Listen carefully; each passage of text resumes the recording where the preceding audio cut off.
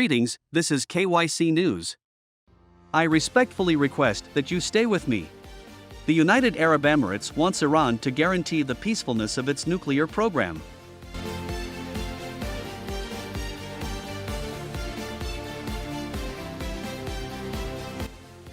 Due to fuel shortages, Sri Lanka has ordered government employees to work from home. In a speech criticizing the United States, Putin claims that the Western order is failing and dismisses sanctions. In a speech hailed by the Kremlin as very important, a defiant Vladimir Putin warned Friday that the Western order was disintegrating, brushing aside the economic and diplomatic damage from his invasion of Ukraine.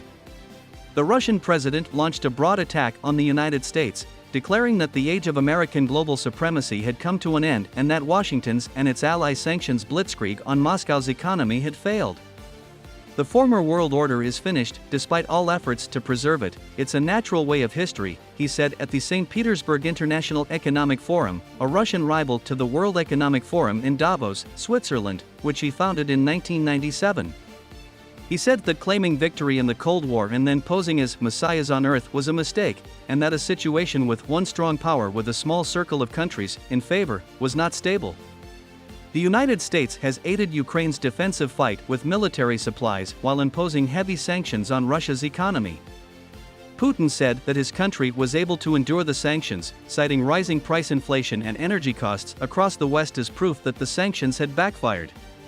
Costs in the West were rising long before we launched the special military operation in the Donbass, he added, dismissing the notion of a Putin price rise and sticking to his own narrow definition of the conflict, which has now killed and destroyed nearly 4,000 people in Russia's democratic neighbor.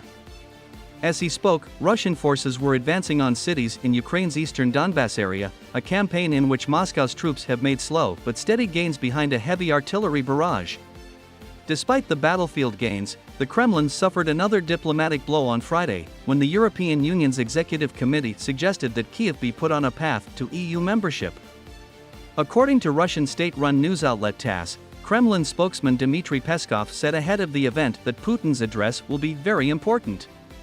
According to Peskov, the address was delayed by more than 90 minutes due to a DDoS attack on the conference, in which hackers flood websites with traffic in an attempt to disrupt operations or knock them offline.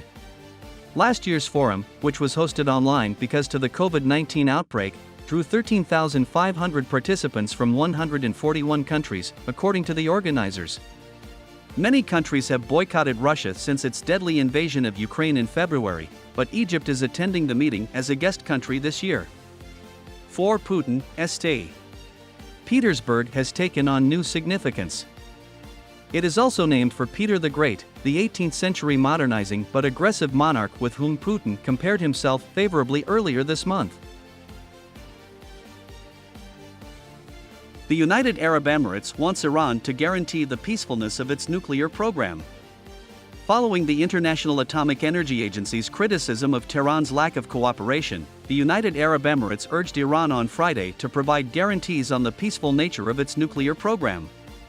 There are concerns, said Hamad Al-Kabi, the UAE's permanent representative to the IAEA. He called on Iran to closely cooperate with the IAEA and offer reassurances to regional and international governments regarding the peacefulness of its nuclear program in answer to an AFP question about the Emirates' own nuclear program during a press conference. The United Arab Emirates is home to the Arab world's first nuclear power facility. For petrochemical sales to Iran, the U.S. is targeting Chinese and Emirati companies. It is located directly across the Gulf from Iran, which has its own nuclear power facility outside of Bushehr and a contentious uranium enrichment program. Kabi's comments come after Iran turned off some IAEA cameras monitoring its nuclear sites earlier this month, only days after the United States and its European allies pushed through a UN resolution condemning Tehran's lack of cooperation. Iran was relieved of sanctions as part of a 2015 deal with foreign powers in exchange for promises that it would not build nuclear weapons, something Tehran has consistently denied wishing to do. Under then-President Donald Trump, the United States unilaterally withdrew from the nuclear accord in 2018, inflicting harsh penalties on Iran. Iran, for its part, began to break its own promises. The International Atomic Energy Agency, IAEA, has warned that Iran's removal of its cameras will be a fatal blow to the nuclear deal. U.S. Vice President Joe Biden has stated that he is willing to re-endorse the agreement as long as Iran adheres to its own commitments. After the deal delayed it past a year, U.S. Secretary of State Antony Blinken remarked in April that the breakout time for Iran to create a nuclear bomb, if it so chooses, is down to a matter of weeks. The UAE has said repeatedly that its nuclear goals are for peaceful reasons and that no enrichment or nuclear reprocessing technology will be developed. It has also sought to allay any fears about safety, stating that the plant has welcomed more than 40 international inspections and evaluations. Due to fuel shortages, Sri Lanka has ordered government employees to work from home. Colombo, due to chronic gasoline shortages, Sri Lanka's government ordered public sector employees to work from home for 2 weeks, as the island nation grapples with its greatest financial turbulence in 7 decades.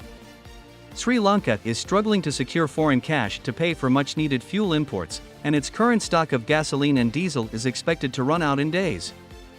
A combination of government mismanagement and the COVID-19 pandemic has thrown the 22 million-strong country into its worst economic crisis since its 1948 independence from the United Kingdom. This circular allows minimum employees to report to work starting Monday, the Public Administration and Home Affairs Ministry announced on Friday, citing severe gasoline supply constraints, a shaky public transportation system, and the difficulty of driving private automobiles. The circular stated that the approximately 1 million government employees who provide basic services such as healthcare will continue to report to work at their workplaces. The government also approved a 4-day workweek for government employees earlier this week to help them deal with a persistent fuel scarcity and encourage them to grow food. This week, snaking lines of automobiles reaching several kilometers have formed at several gas stations across the country, with some people having to wait more than 10 hours for gas.